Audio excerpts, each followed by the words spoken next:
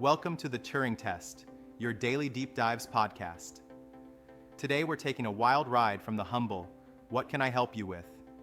Era of Siri, all the way to these pocket-sized versions of Tony Stark's Jarvis. Oh man, this journey is epic, right? I mean, voice assistants used to just set alarms and remind you of meetings, and now they're rewriting emails, recognizing images, and even throwing some smart banter. Exactly. And it's like the evolution from a simple tool to almost personal butler. Right? But, that begs the question, are today's large language models really up to powering that Jarvis-level assistant? Yeah, that's the burning question. I mean, have you checked out what OpenAI did with GPT-4o? Unveiled in May 2024, it handles text, audio, and vision in real time. It's rocking benchmarks and slashing latency. It's that multimodal magic that seems like a non-negotiable step towards a truly fluid assistant. And then Google jumped in with Gemini 2.0 Flash and the beefier Gemini 2.5 Pro, which DeepMind now calls a world model. They're simulating future scenarios, like planning your next trip. It's one thing to process info, but another to map out a plan, like a real assistant should. Right, which makes me think of the second burning question. Can these assistants actually hold long-term personal context? Persistence is absolutely essential. Totally. Look, Apple's overhauled Siri with Apple Intelligence showed off some neat tricks at WWDC 2024, but it took until fall 2025 to really lock in on-device privacy and cross-app reasoning. Absolutely. And then there's Amazon with Alexa Plus, Alexa, which remembers multi-step requests, like planning a birthday and a brunch simultaneously. Yeah, and don't forget Microsoft's Copilot recall feature. It's literally taking snapshots of your things so you can say, hey, where's that blue and white flowchart I saw yesterday? Even though privacy hurdles have set it back a bit, it shows the direction we're headed. And thereof, the balance between memory and privacy is really like walking a tightrope, huh? We need this persistent memory to build that natural interaction, but without letting any creepy data leaks happen. Right on. That gets us into the third burning question. How do we trust these assistants that know, well, too much about us? I mean, as these systems get more powerful, security becomes the elephant in the room. Yes, and, Apple's taking the local processing route.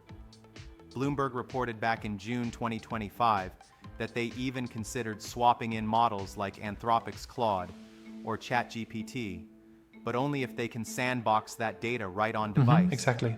And then there's Microsoft's recall, which, after some PR bruising from security researchers calling it a screenshot vacuum, made the feature opt-in and using Windows Hello authentication. Right, and let's not forget the regulators.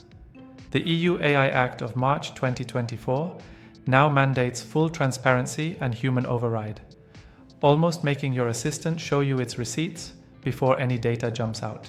That transparency is absolutely crucial. Without rock-solid privacy guarantees, all the brainpower in the world can't compensate for the trust issues. Without that, the Jarvis fantasy, as awesome as it sounds, stalls at your front door, right? Precisely.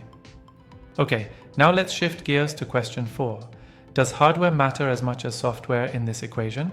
Because it's like the engine versus the design of the car. Absolutely. Think about Meta's Ray-Ban smart glasses.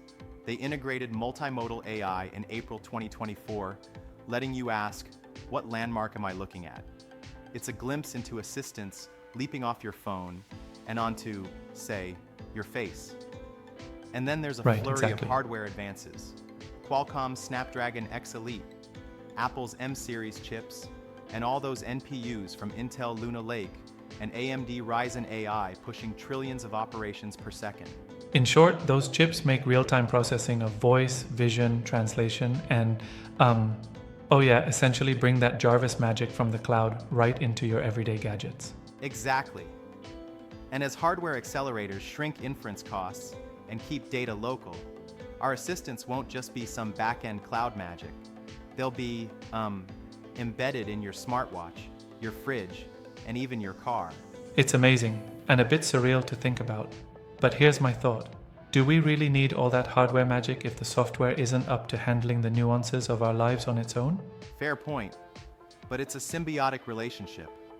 Without robust hardware, you can't really get that seamless, instantaneous experience. Still, it's valid to argue that if the software is buggy, the best chip in the world won't fix errors or misinterpretations. True, it's kind of like having a supercharged sports car with a not-so-great driver. The balance is key. Now our final question, question 5. Should our assistants even have personality? It's not just a technical issue. It's a whole, philosophical one about trust and endearment. Right. I read about the Stanford CRFM study from February 2025. Apparently, users trusted assistants 23% more when the responses had a consistent tone and some humor. It's like the assistant giving, that witty remark makes it more relatable. Exactly. But here's where we gotta tread carefully. If the assistant starts feeling too human, people may over-rely on it or even misinterpret errors as personal traits. Microsoft's Tay meltdown in 2016 is a cautionary tale here after all. True, and that's why designers are opting for guardrailed personalities. They give a bit of charm and wit, yet they're firmly bounded. Alexa Baldalas might crack a joke but won't dive into controversial topics, and GPT-4o might roleplay but will back off when it hits disallowed content. Yeah, it's like finding that sweet spot between useful charm and creepy over-attachment. We want an assistant that offers banter, Absolutely. not one that becomes too clingy. You want the friend who reminds you of appointments without oversharing the secrets. Exactly. And stitching these threads together gives us a broader picture. Large language models are powering next-level reasoning. Persistent memory is coming on strong. Privacy frameworks are catching up. And of course, specialized hardware is making all this real-time magic possible. Right on. With a sprinkle of personality that's designed just right, we might finally get that Jarvis from our sci-fi dreams. But in beta for a few more years. Yeah, it's like a teaser trailer for the future. And even though we're making headway, there are still gaps, like managing reasoning over weeks of data, handling those pesky edge cases, and integrating seamlessly with every gadget in your life. Absolutely. It's a race. A sprint in tech, but a marathon in culture. Our high-end smartphones might soon juggle calendars, draft travel reimbursements, and riff on our music preferences with near-human cadence. Exactly. But when it comes to how much autonomy we hand over, debate is just beginning. I think that's the core dilemma. Technology is sprinting ahead, but our cultural and ethical debates are more like a leisurely stroll. Totally. It's a balancing act. And while the tech is moving fast, letting these assistants truly know us comes at a price that we, as a society, have to be willing to pay. Privacy, trust, and the right mix of personality are all still being figured out. Right. And while some folks might say a heavily personalized assistant is ideal, others worry about oversharing or manipulation. It's a valid, respectful critique of the whole concept. Exactly. And that's why transparency is vital. Every step towards a more intuitive assistant must be matched with strict privacy measures and user control.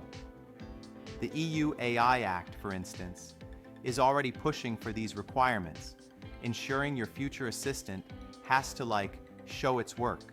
And that's a huge win for the average user. You want tech that remembers details without turning into a data sponge that leaks your private life, right? Right. Absolutely. So, when we wrap all of this up, we have evolving LLMs, persistent contextual memory, privacy safeguards, the right kind of hardware, and a dash of personality. Each element fuels the journey from Siri to a true, well-rounded Jarvis. And the timeline? High-end smartphones by late 2026 might finally be armed with assistants that can seamlessly handle everything from calendar conflicts to drafting travel reimbursements with a hint of witty banter. Yeah, but don't get me wrong, the journey isn't over. We'll be spending the rest of the decade debating just how much control we want to hand over to exactly. these digital confidants.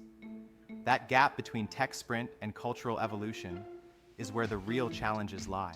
It's a thrilling time to be in tech, with every breakthrough coming with its own set of challenges and questions. And, as much as we're excited about what's next, we've got to keep our wits about us. Privacy and trust will always be the ultimate tests. Absolutely. And as we wrap this up, remember to keep your wake words handy and your data permissions tighter.